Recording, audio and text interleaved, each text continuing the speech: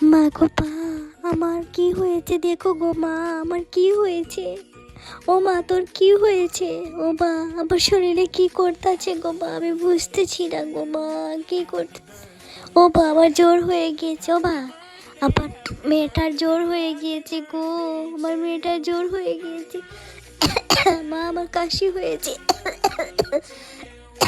ও মা গো মা, আমার মেয়েটার কি হলো, একমাত্র মেয়ে। ও ভাবি, তুমি কি যাবি? না গো না, আমি কিভাবে যাবো, আমার একমাত্র মেয়ে অসুস্থ। তুমি চলে যাও, যাও চলে যাও।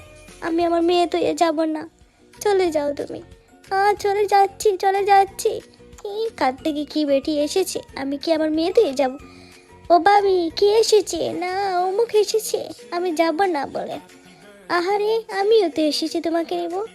ও, ওকে আমি দেখছি তো নদীর পাড়ে খেলছে, এখন কি হয়েছে ওকে, কি যে ডোক করে এই মেয়েটা।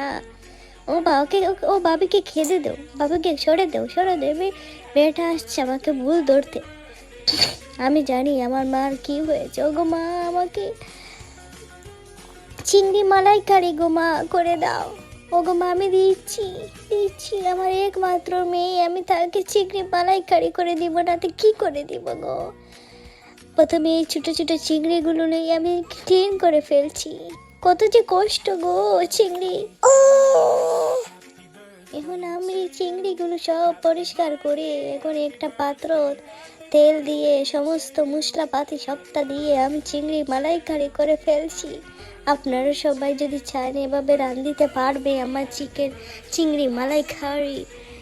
পেঁয়াজ রসুন সব তাজা আদা বাদা সবগুলো দিয়ে আপনারা এভাবে রান্ধিয়ে খেয়ে ফেলবেন, দেখবেন অনেক অনেক মজা হয়েছে।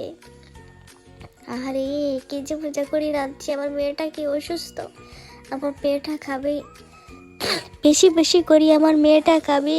আমার মাটা রে কিভাবে তাপ উঠলো কি আমি বলতে পারি না। মাগো, আমার আরো কাশ বেড়ে গিয়েছে। আমাকে মা একটু যত্ন করে খাওয়াও। না, আমি আর পারবো না তাকে খাওয়াতে। ও মা গো, আরে একটু দে। না না, তুই চলে যা, চলে যা, গুখা গুখা। আমার মা কি করলো?